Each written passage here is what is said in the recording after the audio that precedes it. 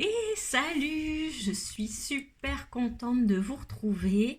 Ça fait un petit bout de temps que j'ai pas fait de vidéo et en fait je voulais vous parler d'un thème hyper intéressant, c'est l'amour.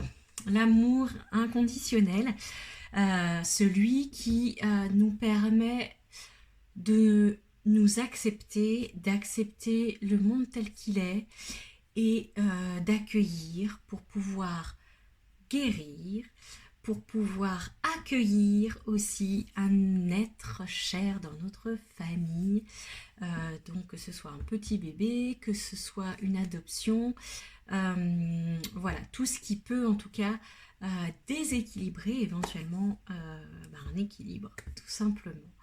Donc, je reprends mes notes, en fait, c'est pour ça que je regarde de côté, parce que j'ai noté des choses.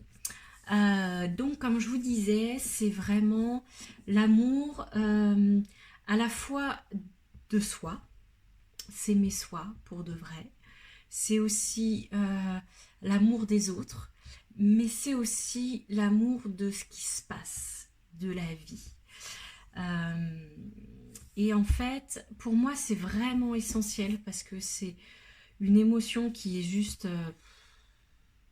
magique et en fait qui m'a permis, à partir du moment où j'ai compris vraiment ce que c'était que cet amour inconditionnel, qui m'a permis et qui me permet encore aujourd'hui d'être sereine, d'avoir de la sérénité.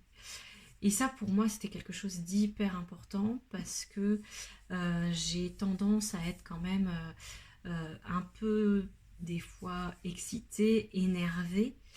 Même si je peux être très zen pour ceux qui me connaissent, mais je peux aussi être très énervée. Et en fait, cette notion d'amour inconditionnel, ça m'a vraiment, enfin ça m'aide, vraiment, ça m'aide. Et donc j'avais vraiment envie de le partager avec vous. Parce que ça aide aussi, comme je vous disais, pour toutes les douleurs, pour toutes les pathologies, quelles qu'elles soient. C'est vraiment une aide précieuse. Tout simplement parce qu'en fait, alors le mot amour, je voulais vous expliquer ça aussi. Donc, dans notre langue, en tout cas, ça vient du latin, du mot amor. Et en fait, on s'aperçoit qu'on utilise ce mot en français pour plein de choses. Alors, on peut aimer les pâtes, comme on peut aimer notre conjoint, comme on peut aimer nos enfants. Alors, c'est top, mais en fait, il y a quand même quelques petits degrés d'écart entre tout ça. Donc, on peut s'amuser avec les synonymes. Hein. Il y a adorer, apprécier, euh, je, oui, enfin voilà, tous ces petits mots affectionnés, etc., qui peuvent être des synonymes. Mais c'est vrai que par exemple en espagnol, il y a amar, gustar, querer, encantar. Alors, désolée pour mon accent espagnol, mais en tout cas, voilà, il y a quand même plusieurs notions un petit peu différentes selon les langues, etc. Pareil en grec, il y a plein de mots différents pour vraiment distinguer l'amour que l'on porte à son prochain de manière très généreuse, on va dire. L'amour que l'on porte pour nos enfants, l'amour que l'on porte pour notre conjoint, et l'amour que l'on peut apporter, avoir pour des choses que l'on aime dans la vie, tout ce qui peut compter pour nous, ce qui a du sens, etc. Donc, c'était... c'est vrai que c'est intéressant de distinguer toutes ces notions-là. Mais en tout cas, ici, moi, ce que j'aimerais vous parler, c'est vraiment cette notion d'aimer dans son entièreté. Parce que j'ai remarqué, quand je fais mes accompagnements, notamment, et qu'on cherche à enlever quelques blocages, euh, par exemple, il y a beaucoup de gens qui ne s'aiment pas, ou alors qui vont aimer des choses en eux, mais qui vont en détester d'autres. Et en fait, quand il y a cette dualité, on n'est pas sur le vrai amour. Le vrai amour, c'est vraiment quand on aime tout. C'est-à-dire qu'on aime aussi bien on va dire, nos bons côtés comme nos moins bons côtés, nos qualités comme nos défauts. Alors ça reste toujours très duel, mais on est dans un monde de dualité, hein, de toute façon. Pour qu'il y ait le beau, il faut le laid, pour qu'il y ait le chaud, il faut le froid. Donc c'est... Mais justement, l'amour inconditionnel, je compare souvent avec le soleil.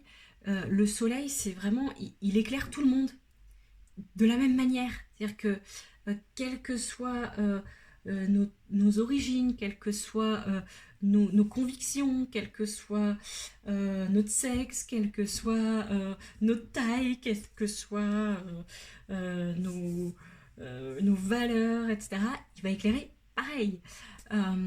Donc c'est... Voilà, il éclaire. Il est là pour éclairer. Et cette émotion d'amour, eh ben, c'est pareil. Elle est là pour aimer. Aimer tout. Aimer... Donc déjà pour soi, aimer tout.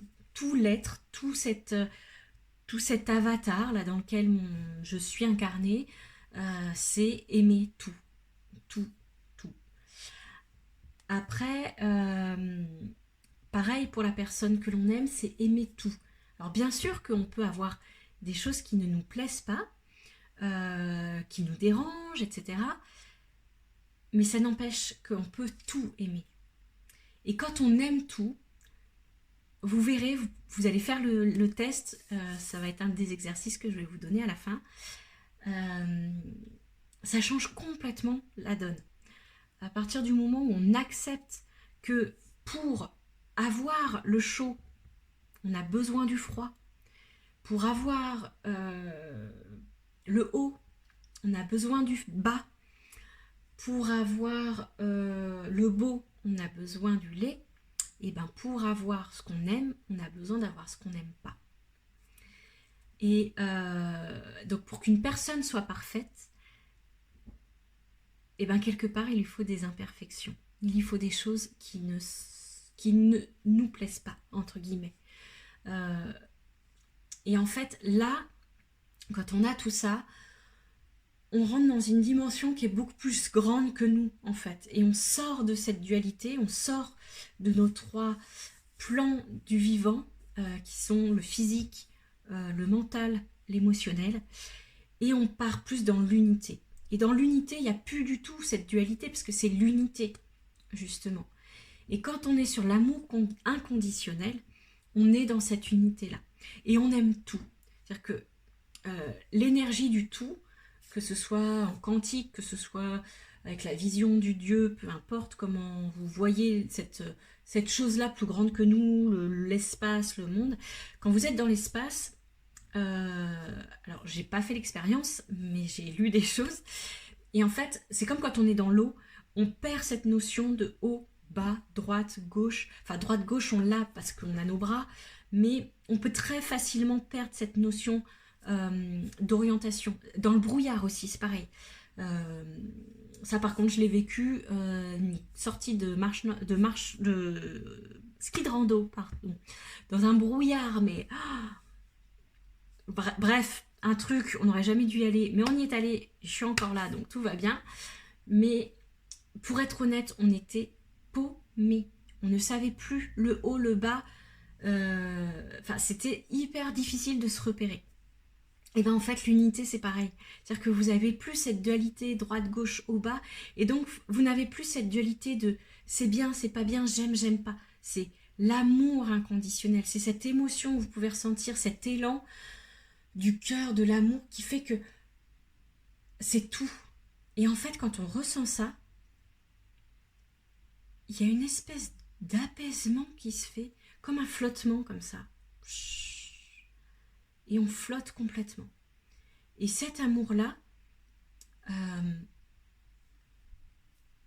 effectivement, la première chose, je l'ai ressenti, c'était pour mes enfants, ça c'est évident. Et en fait, de plus en plus, j'essaye de l'appliquer pour tout. Pour moi, déjà, pour ma vie en général, pour les événements qui m'arrivent, d'accueillir un événement. dans cet amour inconditionnel. Ce qui est différent de l'accepter. L'accepter, c'est une autre phase.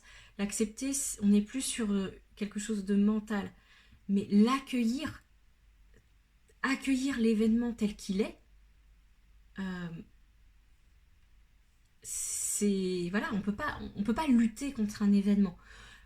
On peut en revanche changer, modifier et lutter entre guillemets, en tout cas faire en sorte de transformer, c'est notre vécu de l'événement.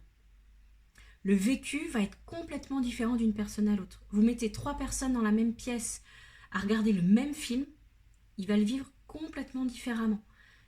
Et ça, on le voit bien quand dans une même fratrie où il y a le même événement, vous pourrez poser la question à vos frères, à vos sœurs, vous l'avez pas vécu de la même façon. Et donc ça, on distingue en fait l'événement de l'histoire qu'on se raconte autour. Et ça, c'est hyper important de le distinguer. Et pour l'amour, c'est la même chose. C'est-à-dire que on accueille, on reçoit ce qui est, la personne en face, l'événement, on l'accueille entièrement avec tout. Notre passé, c'est-à-dire que notre passé, et comme tout, comme toute la vie, c'est un peu une sinusoïde. Et il y a des gens qui vont dire oh, j'ai eu une enfance merveilleuse, j'adore mon enfance, c'était génial, j'avais que des bons moments. C'est une personne qui est un petit peu dans le fantasme et qui voit que les bons moments et qui en oublie les mauvais moments. Mais forcément, il y a eu des mauvais moments. Il y a eu des moments où vous avez ressenti de la souffrance, où vous avez ressenti de la douleur. C'est normal, ça fait partie de la vie. Et à l'inverse, il y a des gens qui disent oh, mon enfance, elle était toute pourrie, c'était horrible. J'ai vécu que des mauvais moments. Et c'est pareil, c'est impossible. C'est impossible de vivre que des mauvais moments. C'est juste votre cerveau qui ne s'est concentré que sur ça pour sa mémoire, en fait. Mais automatiquement, il y a eu des bons, des moins bons, des bons, des moins bons, comme la vie de manière générale. Et le risque d'être comme ça dans ces extrêmes, c'est que dans la vie d'aujourd'hui, vous avez envie de revivre la même chose, parce que vous avez l'impression que votre enfance était géniale, et donc vous avez l'impression que votre vie d'aujourd'hui, elle est toute pourrie, alors que non, elle fait aussi ses sinusoïdes. Soit c'était tellement pourri que vous voulez complètement l'inverse, et pareil, vous avez du mal à capter tout ça. Mais en fait, l'idée, c'est de prendre un petit peu de recul et de revoir tout l'événement. Tout, les bons, les moins bons, ce qui vous a fait grandir, ce qui vous a déçu, ce qui vous a blessé, ce qui vous a empli de joie, etc. Tout. Et c'est tout. Et c'est à partir du moment où vous acceptez tout et vous accueillez tout que déjà, vous allez voir, votre histoire va complètement changer.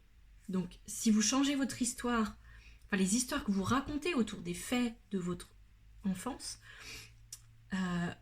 va déjà transformer votre présent et donc va forcément transformer votre futur. Et donc cet amour-là, inconditionnel, c'est pour ça que je vous disais en introduction il peut vraiment influencer votre état interne, votre maladie. Parce que le maladie, c'est aussi un message pour dire il y a un truc qui va pas. Il y a une dualité normalement, mais là vous êtes que trop d'un côté. Et c'est important de rééquilibrer. À la fois de rééquilibrer et d'accueillir le tout. Et quand on change un petit peu cette vision-là, et ben en fait on va se réaligner petit à petit et vous allez voir que ce soit l'amour que vous allez porter à votre vie et donc à votre être et donc à votre maladie, ça fait partie de ça. C'est hyper intéressant de voir cette maladie, cette souffrance, de l'accueillir avec amour. Parce qu'elle est là en fait pour aussi donner un message, elle n'est pas arrivée pour rien. Et quand on dit, j'allais dire par le Saint-Esprit, mais en fait, même par le Saint-Esprit, c'est pas pour rien. Quand on dit justement c'est arrivé par le Saint-Esprit, c'est en fait ce grand univers, ce grand tout, ce champ quantique, tout ce que vous voulez, qui en partie s'incarne en nous, qui communique avec vous. Et c'est un message. Et c'est juste, waouh. Et quand vous l'accueillez comme ça, il y a tout qui change en fait. Et ça pourra peut-être paraître bizarre pour certains, mais je peux vous dire que moi, c'est en train de changer complètement ma façon de voir le monde. Alors, j'en avais des notions mentales, mais là, je suis en train de l'incarner. Et c'est complètement différent. Je ressens complètement des choses différentes. Hein. Mes réactions sont différentes au quotidien. Voilà, ça n'a rien à voir, rien à voir. Je peux même pas vous expliquer dans le sens où ça se vit, ça se ressent. Et je sais pas, ça enlève un espèce de poids, ce poids du fantasme. Vous savez, ce fantasme qu'on nous vend là, avec des fois le développement personnel, à dire ouais, non mais c'est génial, dès que t'as un développement personnel, t'as la vie que tu rêves, c'est trop bien, mais il faut juste le désirer, prendre la décision, ça se fait comme ça. Bah oui, bah en fait non. En fait, pas vraiment. C'est-à-dire que oui, il y a une décision à prendre, et c'est vrai que la décision est rapide, mais la plupart du temps, et c'est ce que j'ai fait jusqu'à très récemment, ma décision, je la laissais là, dans la tête. Et à partir du moment où je remets cette notion d'amour inconditionnel dans tout ce qui m'arrive, et donc même dans ce que j'ai l'impression que c'est pourri, et que j'ai l'impression que c'est foiré, et que j'ai l'impression que c'est tout ça, déjà, je m'ouvre beaucoup plus ici au niveau de mon cœur, mais mon cœur vide. Donc, c'est pas du tout les émotions, c'est encore autre chose. Les émotions, c'est un petit peu plus, on va dire, dans le ventre. Le cœur, c'est. Le cœur vide, là, c'est plus la connexion avec le tout. En fait, c'est entre le ciel et la terre, quoi. Voilà, l'incarnation, elle se fait là. Et. Enfin, elle démarre de là. Et bref, et en fait, le fait de le vivre complètement, ça change, mais tout, tout, tout, tout. Donc, c'est pour ça que j'ai besoin de vous le transmettre aussi, parce que c'est longtemps resté là. Et, et en fait, notamment pendant ma deuxième grossesse, donc quand j'attendais Lisandra, j'avais l'impression d'être jamais au moment présent, d'être soit, enfin, j'étais décalée. De toute façon, j'étais soit dans le passé, soit dans le futur, j'étais dans le stress, je me sentais pas vivre dans le moment présent. Et j'ai quand même mis 3 ans pour me sortir de ça, c'est-à-dire que je faisais des pas, j'avançais, je reculais, j'avançais, je reculais, j'avançais, je reculais. Et, et je pense que là, maintenant, je suis vraiment sur la bonne voie. Et du coup, ça se joue en fait avec ça, avec cet amour inconditionnel et avec ce vrai moment présent, cette vraie pleine conscience, vraiment cet amour. Après, le petit point de vigilance que je voulais mettre quand même, dans cet amour et cet accueil, c'est pas non plus, voilà, je m'aime comme je suis comme ça de toute façon, donc j'en ai rien à foutre, je vais pas chercher à changer, etc. Non, ça n'a rien à voir. C'est-à-dire que vous pouvez vous aimer entièrement et en même temps avoir cette envie et ce besoin de dire je m'aime, mais ça j'aimerais le faire évoluer. Ça j'aimerais que ça augmente. Par exemple, voilà, je peux m'aimer comme je suis, mais pas forcément être ok et accepter le fait que quand je m'énerve fort. C'est-à-dire que je l'accueille, il n'y a pas de problème, j'accueille quand je suis énervée. J'ai fini de m'en vouloir. Par contre, j'ai quand même l'objectif de faire évoluer ça et que cette notion de colère un peu forte diminue en temps, diminue en intensité, etc. Donc, ça me pousse, si vous voulez, à m'améliorer encore.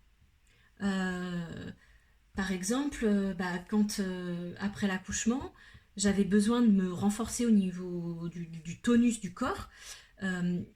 Donc même si je m'aimais et si je m'aime d'une manière générale avec mon corps de post-grossesse, ça ne m'empêche pas de me donner les moyens d'avoir le corps dont j'ai envie et de me challenger par rapport à ça. Et on peut aimer sans tout accepter. On peut tout accueillir, mais on n'est pas obligé de tout accepter. C'est-à-dire qu'il y a des règles, on peut se mettre des niveaux de... Alors, c'est pas d'exigence, c'est pas le terme que je voulais utiliser, c'est des niveaux de...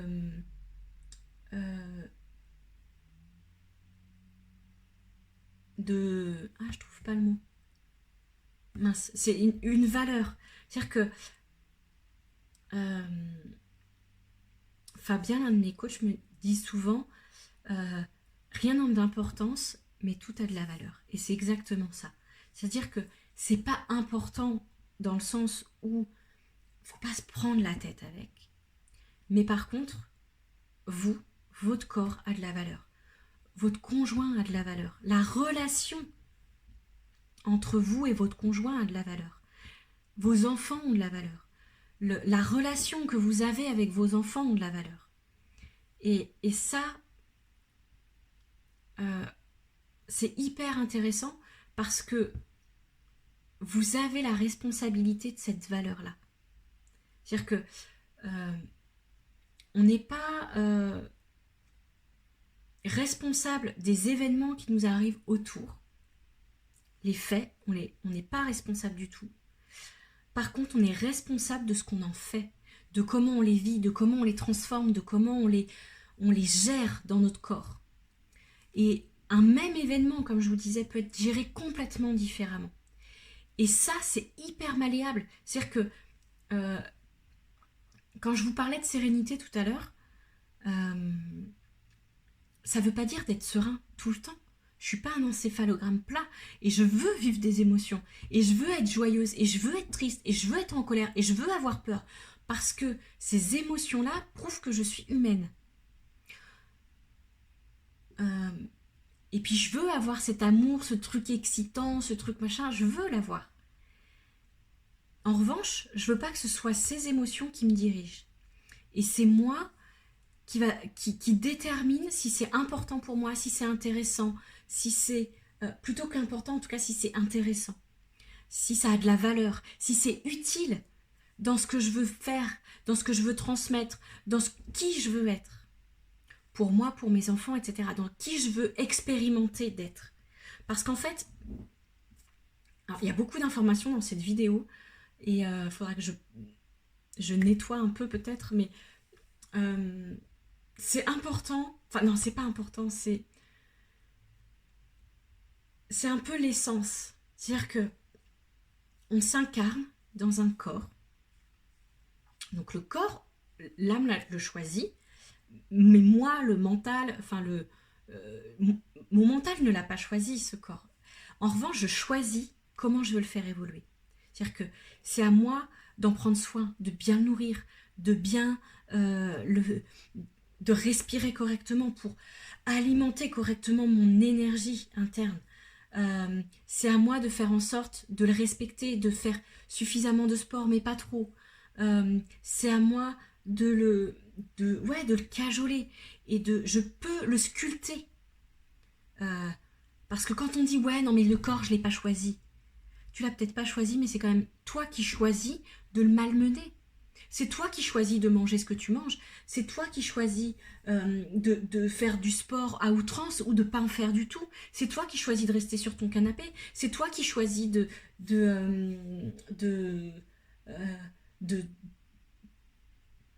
pas en prendre soin, de pas l'écouter. C'est toi qui choisis tout ça. Et la responsabilité, elle est là. C'est-à-dire que tu peux t'aimer dans ton entièreté. C'est-à-dire que si aujourd'hui, tu te sens, je sais pas, aujourd'hui, par exemple, tu as des maladies type fibromyalgie, tu as de l'hypertension, tu as du diabète. Ok, c'est un fait, tu l'as aujourd'hui. On va même pas parler du passé, du pourquoi tu as tout ça. Mais en tout cas, aujourd'hui, qu'est-ce qui est en ton pouvoir pour pouvoir modifier ça? C'est-à-dire que tu peux t'aimer complètement avec toutes ces pathologies, accueillir complètement toutes ces pathologies, mais ne pas les accepter. Et prendre les bonnes décisions pour dire, bah allez, ok, qu'est-ce que je fais? Qu'est-ce qui est en mon pouvoir pour faire en sorte d'avoir moins d'hypertension, pour faire en sorte d'avoir moins de cholestérol, pour faire en sorte d'avoir moins de diabète, ou pour stabiliser mon diabète. Et ça passe pas par les médicaments. Les médicaments, ce n'est que des filtres, des choses qui viennent cacher, qui viennent camoufler. Pour moi, c'est des pansements sur des jambes de bois, honnêtement. Ça peut aider, ça peut accompagner pendant un temps, etc. Mais ça ne résout pas le problème. La preuve, c'est que tu es obligé de prendre le médicament à vie. Donc ça ne résout pas le problème. Ça ne le résout pas. Quand quelque chose résout un problème, à un moment donné, on n'a plus besoin. Par exemple, c'est hyper utile. Moi, j'adore la médecine réparatrice, j'adore la médecine d'urgence, parce que là, c'est utile. C'est-à-dire que tu te coupes, t'as du sang qui sort partout. Bien sûr que c'est utile, la chirurgie et les actes, etc. Et que là, ça peut être intéressant quand même d'avoir des antidouleurs, ce moment-là. Mais à un moment donné, fais confiance à ton corps. Aime ton corps. Fais-lui confiance. Il est tellement capable de faire des belles choses. Il n'a qu'une envie, c'est de faire circuler l'énergie, la vitalité et d'être en bonne santé. Il n'a qu'une envie, c'est ça. Lui, à chaque fois, ce qu'il fait, c'est se rééquilibrer. Il se rééquilibre pour être au mieux possible, dépenser le moins d'énergie possible. Donc, si à un moment donné, il crée une hypertension, c'est parce que pour lui, c'est la meilleure solution. Mais c'est sûr que si tu es toujours en train de le stresser, si tu lui donnes de l'alimentation pourrie, si à aucun moment t'écoutes tout ça, ça aggrave le truc. Donc, c'est hyper important d'écouter ton corps, de savoir quoi faire de ces informations et de savoir comment améliorer ça. Donc, bien sûr qu'on ne nous l'apprend pas à l'école. On ne nous l'apprend pas à notre boulot. On nous l'apprend quasiment jamais. Même moi qui ai fait des études d'ostéopathie, on nous apprend à faire beaucoup de choses de manière holistique, mais il y a plein de choses que je n'ai pas appris dans mes études d'ostéopathie. Et il y a plein de choses que je ne connais pas encore, et que je suis encore en train d'apprendre, et que je suis encore en train d'expérimenter pour moi, et pour mes patients, et pour mes clients. C'est la magie de la vie, et c'est tant mieux, et c'est génial de ne pas tout connaître. Et d'évoluer, et de continuer à évoluer, et d'expérimenter. Et c'est génial parce que toi, vous avez expérimenté des choses que moi, je n'ai pas expérimentées. Et moi, j'ai expérimenté des choses que vous n'avez pas expérimentées. Et c'est ça qui est intéressant, c'est parce qu'on échange et parce que des choses qui peuvent marcher pour moi vont pas marcher pour vous, et ce qui va marcher pour vous va pas forcément marcher pour moi. Et c'est là où c'est hyper intéressant aussi dans mes accompagnements, c'est que j'essaye au maximum de vous donner des clés qui fonctionnent pour vous. C'est-à-dire que c'est vous qui avez la réponse, c'est vous qui allez expérimenter. Mais je vous aide, je vous accompagne, je vous donne la main. Comme je dis, je suis accompagnatrice en bien-être, je suis accompagnatrice en santé. C'est comme les accompagnateurs en montagne. L'accompagnateur en montagne, il n'est pas là pour marcher à ta place sur le sentier. Il est là pour t'accompagner, il est là pour t'aider à faire ton sac, il est là pour t'aider à trouver le meilleur itinéraire, il est là pour te montrer sur le chemin, tiens, il y a un bouquetin. Parce que toi, tu l'avais peut-être pas vu, parce que tu n'as pas l'habitude. Mais s'il te le montre et que tu ne regardes pas, tu ne le verras pas. Maintenant, il est fort possible aussi que sur le chemin, toi, tu vois des choses que l'accompagnateur n'a pas vues. Il est possible que, à un moment donné, tu vois le bouquetin, la marmotte, avant que l'accompagnateur te l'ait montré. Et c'est génial, et c'est tant mieux, et c'est ce qui est beau. Donc pour pas faire trop durer la vidéo, je vais vous donner un petit exercice que vous pouvez faire là maintenant, ou juste après. C'est, par exemple, vous allez face à votre miroir, et vous décrivez tout ce que vous voyez, comme si vous vous voyez pour la première fois.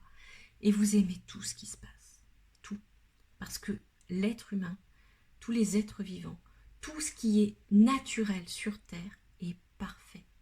Et juste comme il doit être. Donc, accueillez ça, aimez ça. Et c'est juste parfait. Et s'il y a vraiment quelque chose que vous n'aimez pas et que vous aimeriez changer et qui est en votre pouvoir, faites-le. Si vous avez l'impression que vous n'y arriverez pas tout seul, il y a un tas de gens qui sont là pour vous aider. Ça peut être moi, ça peut être d'autres thérapeutes, etc. Mais faites quelque chose. parce que ça a de la valeur. Mais vraiment, ça n'a pas d'importance, mais ça a une vraie valeur. Ça a une valeur pour expérimenter, pour vivre cette vie qu'on est venu vivre là, maintenant. Donc observez-vous sans jugement, observez et aimez tout ce que vous voyez. Et vous pouvez le faire pendant tous les jours à venir pour vous, pour les personnes qui partagent votre vie, donc soit pour les personnes que vous connaissez très bien, soit pour des personnes que vous connaissez très peu, mais apprenez à juste voir et à aimer. Et automatiquement, s'il y a des trucs un peu négatifs qui viennent, dites-vous qu'il y a forcément le pendant. C'est yin-yang, yang-yin. Il y a forcément le pendant. C'est obligatoire. C'est les lois de la vie. C'est comme ça, c'est la dualité, vous ne pouvez pas faire autrement. Que vous le vouliez ou non. Vous voulez pas le froid, mais il y a du froid. Vous voulez pas le chaud, mais il y a du chaud. C'est comme ça. Donc, prêtez-vous au jeu, testez ce truc. Mettez-moi des petits commentaires pour me dire ce que vous en pensez et surtout ce que vous ressentez. Donc à la fois au niveau des émotions, au niveau des pensées qui peuvent passer dans votre tête, au niveau de ce qui se passe dans votre corps. Des fois quand il y a ça, ça fait des fourmillements. Vous pouvez ressentir une grosse douleur ou à l'inverse une douleur que vous aviez qui se diffuse. Voilà, commentez. Parce que je suis vraiment curieuse de vos témoignages. Donc, je vous dis au revoir, à tout bientôt. Je vais tâcher de vous donner de plus en plus d'informations là-dessus parce que c'est vraiment quelque chose qui me tient à cœur. Et donc, plein d'amour. Je vous aime très fort et je vous dis à très vite.